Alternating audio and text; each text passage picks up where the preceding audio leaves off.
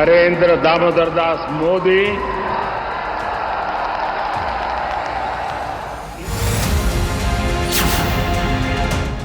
ये तो 9 जून को ही तय हो गया था कि 2029 तक देश चलाने की जिम्मेदारी नरेंद्र मोदी के कंधों पर होगी।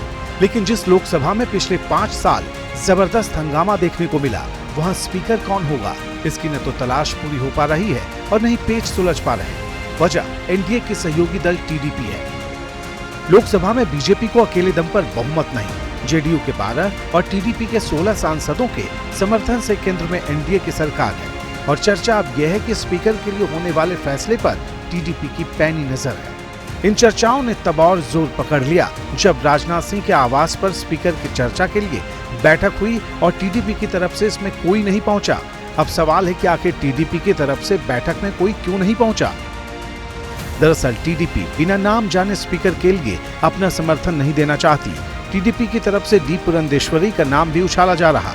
टीडीपी के नेता अब खुलकर कहने लगे हैं कि अगर डी पुरंदेश्वरी को स्पीकर बनाया जाता है तो उसे कोई दिक्कत नहीं है और बाकी नामों पर टीडीपी के नेता खामोश हैं।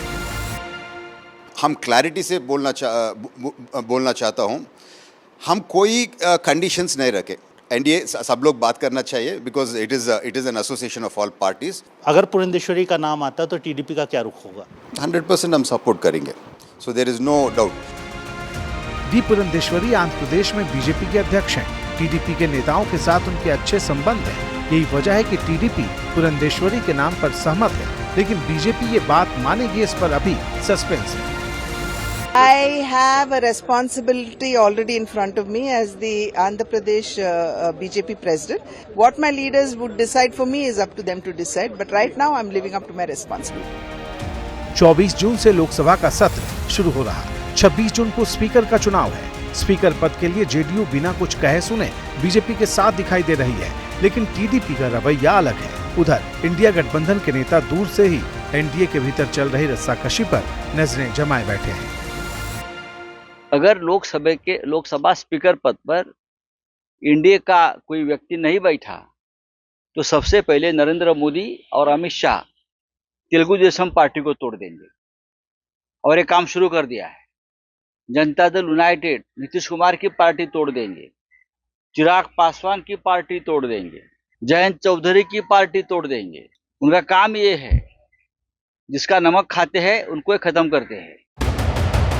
स्पीकर के लिए बीजेपी और टीडीपी का मतभेद सामने है और मौका देखते ही इंडिया गठबंधन के नेता चौका लगाने की कोशिश में है।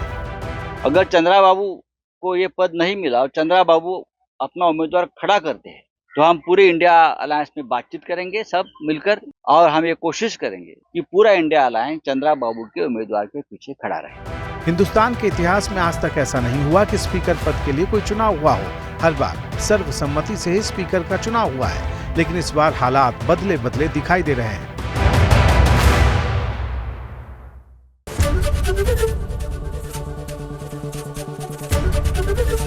एबीपी गंगा, खबर आपकी, जुबान आपकी।